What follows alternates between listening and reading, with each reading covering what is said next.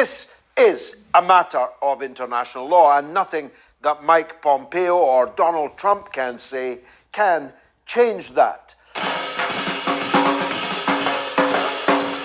But it has absolutely overturned the tables in the Israel-Palestine peace process, which is endless process, no peace, and in fact, the process long ago ceased to even meaningfully exist. But the Kushner peace plan for the area now is in ribbons and looks utterly ridiculous. This follows the unilateral recognition of Jerusalem as the capital of Israel and the moving of the American embassy there, and the Trump administration's recognition of the illegal annexation of the Golan Heights, which will forever belong to Syria, as will all the oil and gas underneath the heights. It's quite clear that Trump and co are on a madcap scramble to pull Netanyahu's chestnuts out of the fire and to do everything that they can to support Israel's position in these international troubled, disputed waters. The impact on the Palestinian people cannot be underestimated. After all, the Golan Heights, and indeed the West Bank, and indeed East Jerusalem, have been occupied by Israel for more than 50 years, so nobody was expecting them back any time soon. But the Oslo Accords, signed on the White House lawn, the United States brokered peace agreement between Rabin and Arafat, is also itself completely shattered by this latest US declaration.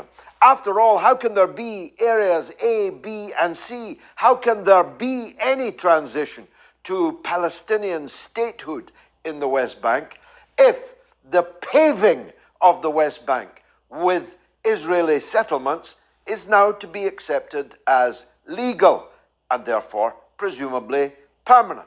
Now, I want to tell you something, because a lot of people have the wrong idea about settlements. They imagine, I don't know, tents and rolled wagons. These are not settlements in the sense of log cabins.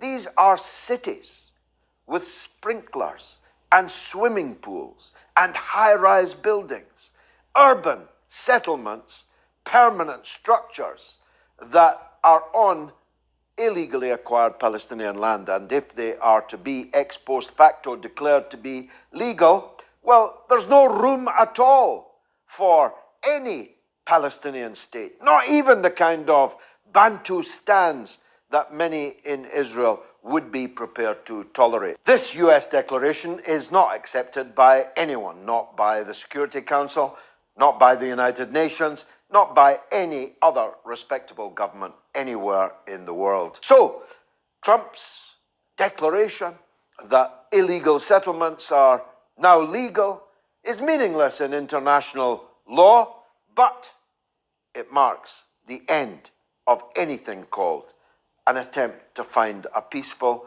negotiated settlement between Israel and the Palestinians. And what does that leave? It only leaves endless war. As long as I'm alive, as long as you're alive, as long as our children are alive. No justice, no peace. It's a terrifying prospect. Thanks again, Mr. Trump.